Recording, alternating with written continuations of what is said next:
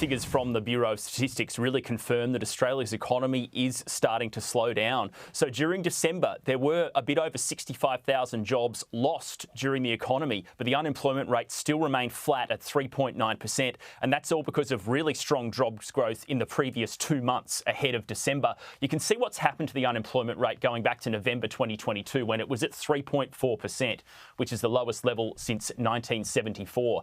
The unemployment rate has bounced around a little bit, but it's slowly been increasing over the past 14 months or so, and today it came in at 3.9% during the month of December 2023. We can see some of the key stats provided by the ABS. You can see the number of people in work actually fell by 65,100 during December. The unemployment rate, though, remained flat at 3.9%. Underemployment remained flat at 6.5%.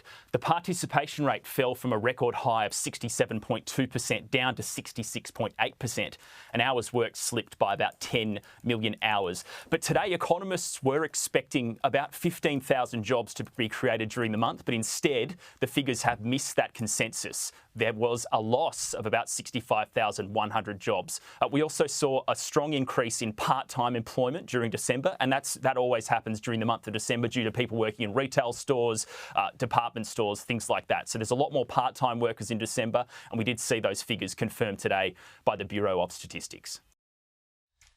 Joining me for more on this, the Assistant Treasury and Assistant Employment Minister, Andrew Leigh. Thank you for your time. I think you're the Assistant Minister to the Treasury. I always get this. That's right, yes. Confused. There you go, that'll do.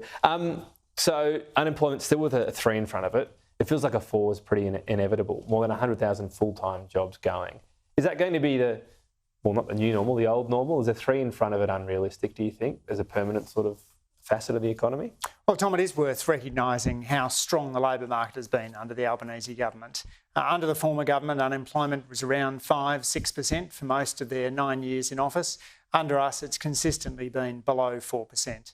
That translates into about 300,000 more jobs than if unemployment had been where it was under the coalition. In terms of the settings of the economy, because the RBA has a say in it, but the government does too in terms of its fiscal policy. Do you think a 3 in front of it is great, but not something that's realistic? I think it's fantastic, and it means jobs for people who wouldn't otherwise have had them. People with unusual CVs, minorities, people who are otherwise squeezed out of the labour market get jobs in a full employment economy. Now, that's why we brought down our employment white paper in order to see how we put in place the skills changes, the competition reforms, the evaluation changes that lock in full employment for the long term. It's really important to the Labor mission.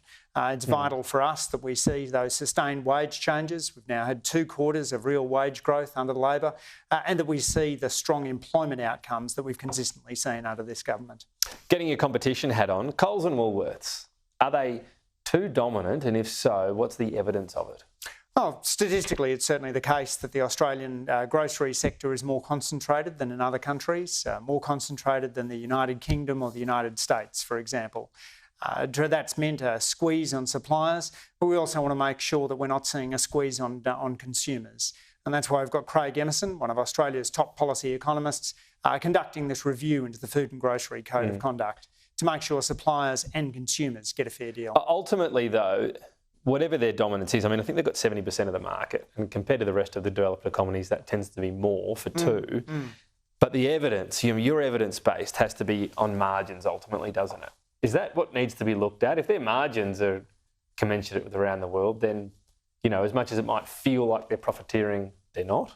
Oh, it's a fair question to ask. Certainly we saw a improvement in prices that consumers paid when we had Aldi enter the market. That dose of foreign competition did make a difference to Australian consumers. Increasingly now we're seeing a lot of split basket shopping, people doing half the shop at one grocery store, half the shop at another grocery store. But as a government, we need to make sure, and we are making sure, that the supermarkets are doing the right thing by Aussie consumers. Yeah, problem with that, if you've got a family, it's usually online, because going to the supermarket, or 2 of them, is a lot of time to commit. Once you sort of conduct a review, often in government, you're sort of taking ownership of any perceived problem out of it. Could it be a bit of a flop for for Labor? Because if it's not, there's not a problem with margins, you're not going to do anything at the end of it, are you? Well, Tom, I think about this from the lens of consumers, not through politics. It is really important that we're on the side of consumers and we're on the side of workers. What we saw from Peter Dutton over the last week was a call for a boycott of Woolworths, which if every Australian consumer followed it through, would see 200,000 Australian workers lose their jobs. Wouldn't they just go to other supermarkets though?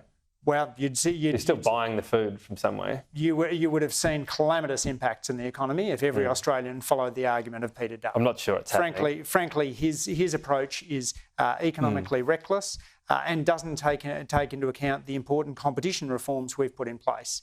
Raising the penalties for anti-competitive conduct, banning unfair contract terms, putting in place the competition task force. These are real reforms that will make a difference to consumers and boost the productivity, raise the speed limit of the economy at the same time. 70%, as I said, it's really high for the two major supermarkets. I think the US, going off the top of my head, is about 43 off their two biggest.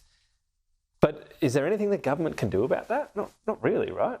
Through the competition review, through the work of the ACCC, through the review of the Food and Grocery Code of Conduct. But you can't make their share smaller. It's a market, right? We need to make sure that those large firms are doing the right thing by Australian consumers.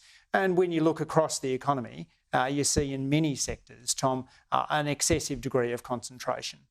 Market concentration in Australia has risen over the last couple of decades. Markups, the gap between cost and price has increased as well. So we do have a competition problem, a dynamism problem with the Australian economy, and that's led to the worst decade of productivity growth and the worst decade of real income growth in the post-war era under the former government. I'm going to get all tabloid with you. Where do you shop for your groceries? We split basket. Split basket, go wherever you get a better deal. And by doing that, you're putting a bit of competitive pressure on the grocery stores. So Coles and Woolworths, Aldi, they all get a look in? Wherever you can get the cheapest deal. Those who shop around are not only benefiting themselves, but they benefit the wider ecosystem. And Aldi's sort of cheaper, but it's German-based. Do we want to be supporting Aussie businesses more? Gets a bit complicated as to what I'm always keen on supporting Aussie businesses where I can, Tom. All of them, though, employ Australian workers. Often when you see the prices at IGA, it's a bit more expensive. So this is kind of the issue. As much as Coles and Woolworths, it's very fashionable to whack them. Usually cheaper than, not Aldi, but the sort of minor retailers there. Oh, certainly you'll see IGA working to get people in the door through competitively priced bread, for example, and supporting a local economy. So it is a benefit for many Australians to be able to walk down to a local corner store, to build that sense of community, that sense of neighbourhood, and recognise that it may not always be about saving the last cent, but also about saving a community in which people are able to enjoy shopping local. Andrew Leigh, appreciate your time. Thank you. Thank you, Tom.